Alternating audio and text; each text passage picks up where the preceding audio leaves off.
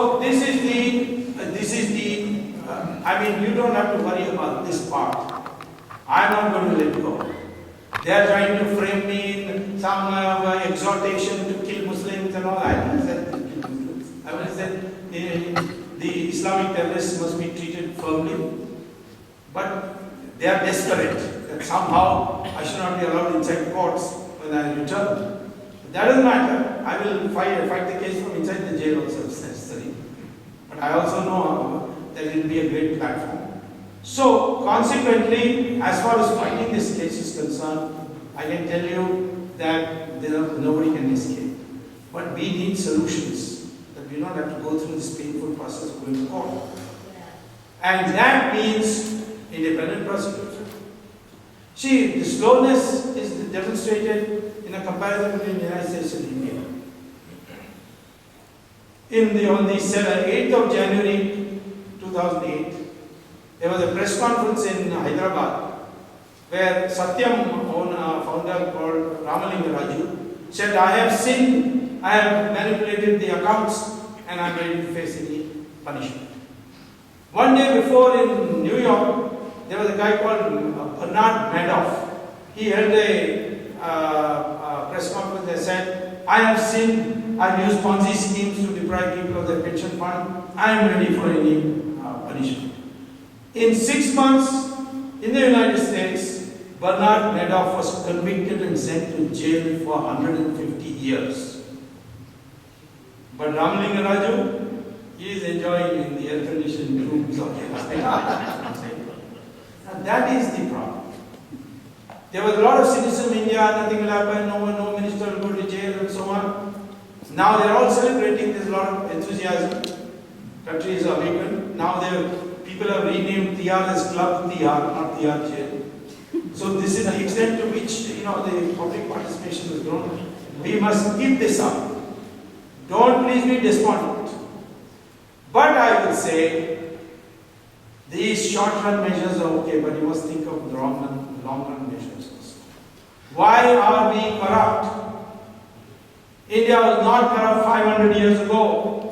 Foreign travelers who came from other countries like Vasco da Gama, Fa from China, Yuan Chong from China, Mark Twain from USA, they all record that Indians are so honest that they don't even lock their houses. What has happened? They say after liberalization there is more corruption. Why? Because I will tell you, the real reason is that we are slowly moving away from our traditional values into this materialism is everything.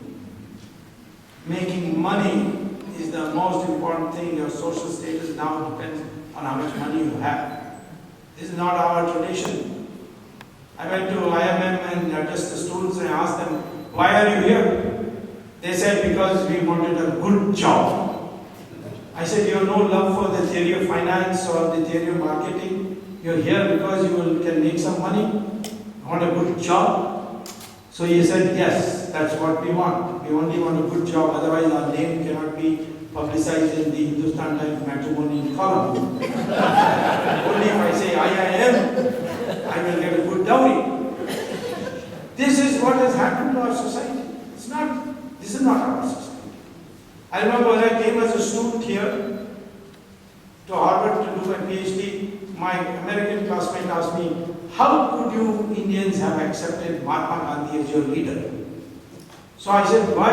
In America you will not accept him as a leader? He said, in America if he comes, we'll put him in jail for indecent exposure. Because he was just wearing a piece of cloth. What does Ramdev wear? A piece of cloth? You have to think, why is it that we all follow these people who are not even properly dressed? Look at the Pope, how well dressed he is. Look at Obama, how well dressed he is. Look at the Ayatollah of Iran, how well dressed they are. This is India, where we do not, the higher you go in social status, the less you have. That was the value on which the whole society was structured. Money was not the deciding factor. But slowly this globalization is slipping into that. Yes, if you, like Gandhi used to say, if rich people become trustees of society and they give philanthropy, Americans do it all the time, but we must do it. Because this material prosperity is not going to make you happy. Americans are now flooding all our ashrams. Sri Sri Ravi Shankar's ashram full of foreigners. Satya Sai Baba's, when he was at his birth, full of foreigners. Swami Dayananda is full of foreigners. Baba Ramdev. People are going in droves. People are not even discriminating. They think that any Swamiji is, can give them mental peace. In fact, even I get telephone calls, even though I'm not a real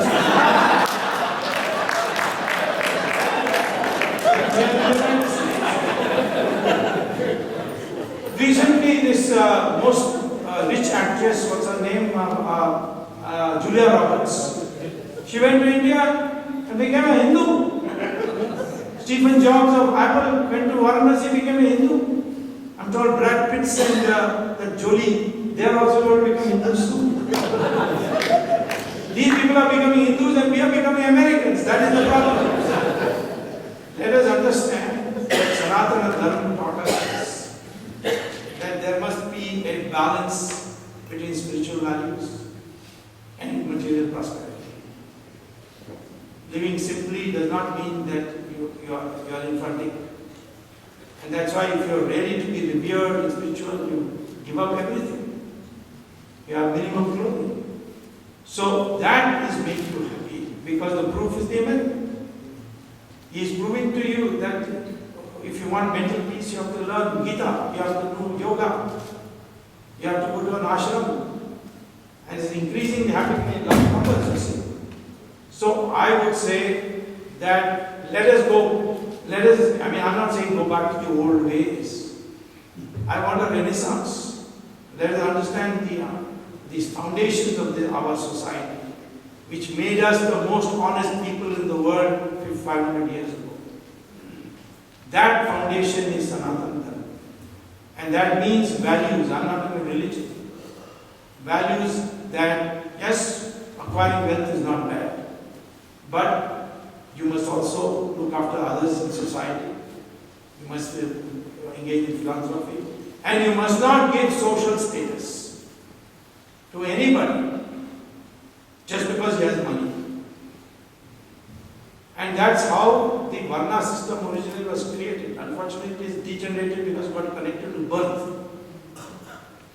Originally, when it was created, Rishi Brigu said there are 4 sources of power: knowledge, weapons, wealth, land.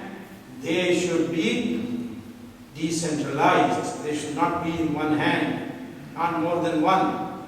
So if you have knowledge, you will not have weapons, you will not have wealth, you will not have land.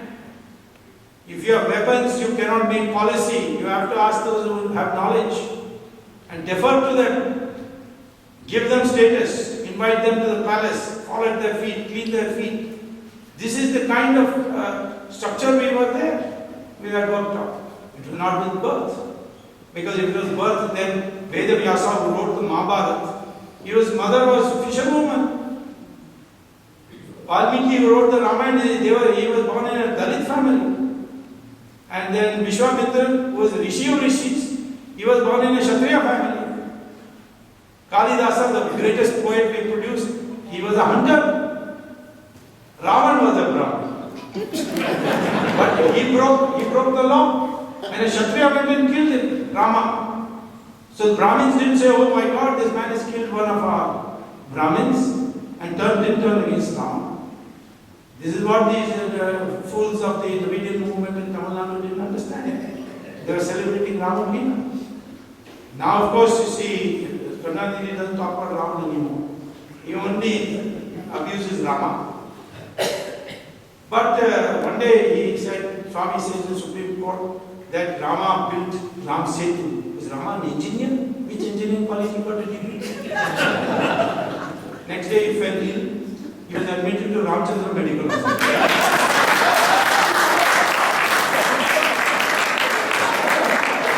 So I wrote to him, at least he's not got MBBS, be happy.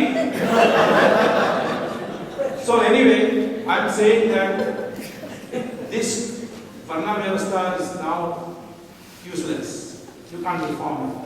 So let us please become one in accepting these values. Our DNA says we are all the same. Whether we are Hindus, Muslims, Christians, scheduled castes, Brahmins, all DNA is the same. But skin color has got nothing to do with race. It has got with pigmentation of the skin. It is in its response to the sun rays. If you take out the pigmentation, your color will change. That's what Michael Jackson did. He took out his pigmentation and became a white man. So, but DNA is this way to know your race. And all Indians are the same race, irrespective of caste and religion. And therefore, let us become one in that sense that we accept these values. Even Muslims and Christians, their DNA shows that they are descendants of Hindus. They should probably accept that. And then we'll all become one family, Hindustani family, you see. That is precisely the way we can have a long-run solution when we make money but we won't care for money. That is the long-run solution to the country. It is coming because I can see a wave in our country. The whole world is going to tell you that your value system is much better. Sooner or later, as more and more people start converting and coming to your country, and we ourselves will realize that this is not going to produce happiness. So, corruption can be solved, that's not a problem. If you want to get all this wealth back, it's very easy. All the government has to do is to declare all Indian accounts in every secret bank of the world is now Indian property, Government of India property, and those who can prove that their accounts have been legitimately created, legitimately deposited, their accounts will be returned. Switzerland has now passed a new law, which the Americans are trying to see that every country which has secret banking adopts. It's called restitution of property of politically exposed persons. Just passed 2 months ago. And according to that, if you make a complaint that such and such person has account according to our information in your country, please freeze it. The Switzerland government will investigate and freeze the account. That's how Mubarak's account has been frozen now. That's how Gaddafi's account has been frozen. What I have suggested is take the names of all MPs, MLAs, ministers, governors, chief justice, or justices and send it to Switzerland. If they got account, freeze it.